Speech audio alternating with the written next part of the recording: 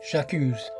Depuis plus de 75 ans, 3 générations de Palestiniens ont souffert par les expropriations, occupations illégales, maisons détruites, asphyxie économique, apartheid, tyrannie, emprisonnement et torture. À présent, ils subissent des massacres de civils, femmes et enfants, une famine organisée, des assassinats de journalistes, tout ceci dans le seul but d'éliminer les habitants ou les chasser de leurs terres. Ont été tués à ce jour près de 66 000 Palestiniens, sans compter la dizaine de morts de faim tous les jours, en majorité des enfants. La tuerie de tout civil sans défense est évidemment condamnable. J'accuse. J'accuse le Premier ministre israélien et son gouvernement non seulement pour leurs crimes de guerre, comme déjà accusés par la Cour pénale internationale, mais également pour la montée de l'antisémitisme et le terrorisme qui en découle en Israël et dans le monde contre des juifs innocents.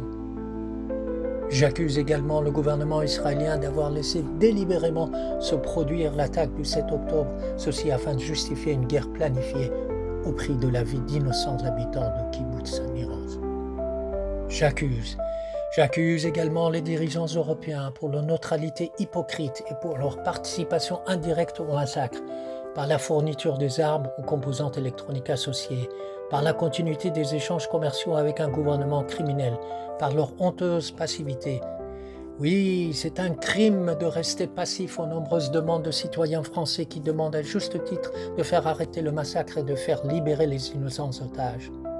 Oui, c'est un crime de ne pas agir et à accuser ces pacifistes d'antisémites simplement parce qu'ils ont osé condamner les crimes de guerre d'un gouvernement tyrannique. On ne pourra effacer les taches de complicité de crimes sur l'histoire de la France sans une intervention active pour l'arrêt des massacres et libération des otages. Il est clair que la reconnaissance d'un État palestinien au sein des Nations Unies est un bon premier pas vers la paix. Mais est-il suffisant ? L'État israélien n'a jamais respecté les nombreuses résolutions des Nations Unies et a continué à être un État hors la loi. Afin de faire arrêter ce massacre, il est nécessaire d'arrêter le soutien du gouvernement israélien sur tous les plans.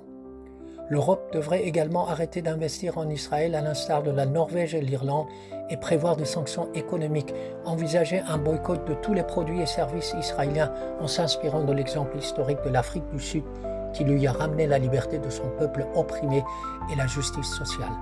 J'accuse. Pour que la France retrouve son rôle de défenseur des droits de l'homme, pour que la justice, l'humanité et la paix triomphent. Agissons maintenant pour la paix. Vive la paix, vive la justice, vive la France. Si vous êtes également pour la paix et la justice, partagez au maximum cette vidéo.